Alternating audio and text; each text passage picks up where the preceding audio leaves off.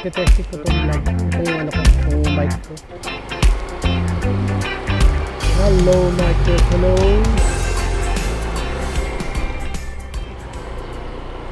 Kumusta ang aking sounds?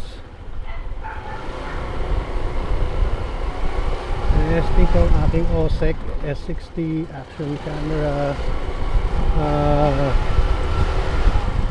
Gamit yung aking half face helmet at nakamount ito sa aking dibdib para magamit ko yung aking half face helmet while vlogging, kasi usually ang gamit ko yung full face.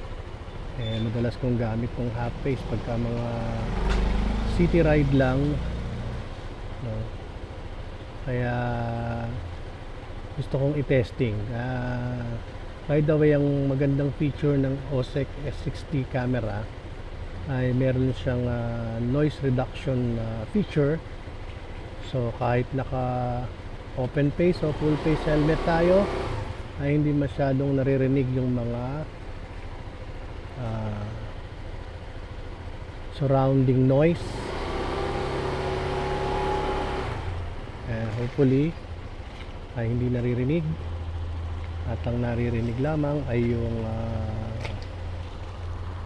boses, kasi yun yung nangingibabaw. So ito, may nagkaming obra na pickup sa masikip na kalsada ng Cordon. I hope naririnig tayo, no? Kasi bala kong mag half face helmet going to Pampanga tomorrow. Itong gagamitin ko. Pero kung hindi naman okay, balik full face tayo. Pero I think I'll be using my full face tomorrow, not this one. Kasi mahirap. Mas convenient kung yung full face helmet at na siguradong maayos yung boses ko, at maayos din yung view na makikita nyo from the camera, kasi naka-mount siya mismo sa helmet. So kung sana ako lumingon, yun yung makikita nyo from the camera, kasi sa helmet siya naka-mount. Dito kasi sa chest, hindi ko gagalaw yung katawan ko, hindi mag-change ng direction yung camera. Hindi nyo makikita yung gilid, though ang field of view nitong OSEC ay wide. So, nakikita nyo naman yung kaliwat kanan ko from the camera. Sisipat naman natin siya, pero mas mainam pa rin yung kung saan ako lumingon, doon nakatutok yung camera, diba? Para kung ano yung gusto kong tignan, ay nakikita nyo rin. Ngayon ay papunta po tayo sa eskwelahan kung saan papasok ang aking prinsesa na si Faith. Nasa likod ko siya ngayon, nakaangkat.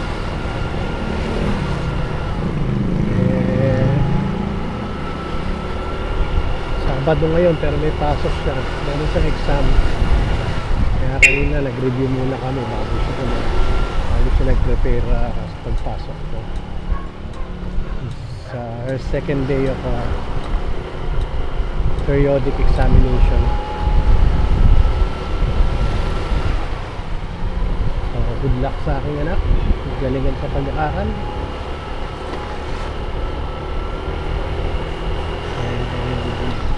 Whatever happens, I'm still proud of my daughter. Alright, so hopefully okay naman. Naririnig niyo ako. Tatry kong i-close yung visor kung magkakaroon ng pagbabago. Ayan, naka-close na yung visor. Tingin ko pag naka-close yung visor, mas concentrated yung boses ko na pumapasok dun sa microphone. Tingin ko mas na tingin lang kasi mamaya ko pa maririnig sa pagtinlay ko na to. So mukhang mas maririnig nyo ako pagka ganito, naka close visor siya. Anyways, let's see what will happen. At kung magiging okay to, so for the seat, madalas tayo magbablog ng city ride kasi madalas tayo city ride eh, hindi na tayo mabiyahe ng malayo. Usually pag mabiyahe tayo malayo, Central Luzon lang, hindi tayo nagpupunta ng tayong budget para lumayo. Gusto sana nating ilayo ng ilayo to si Brixton.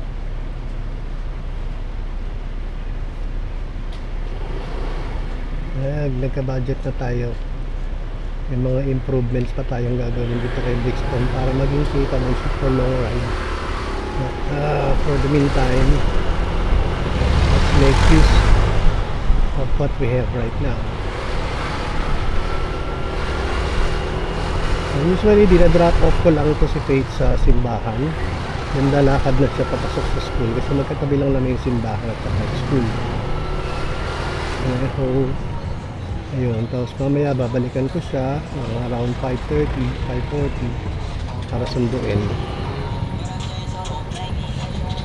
So ito na tayo sa church at sarado yung entrance, so I might as well enter dito sa exit.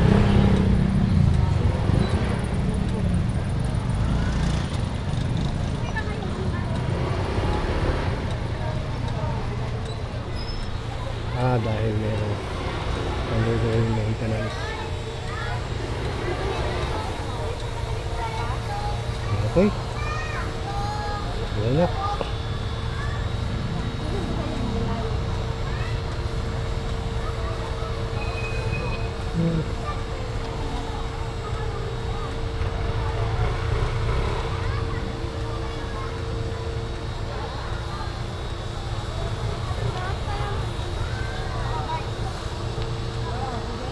Bye-bye. Bye-bye.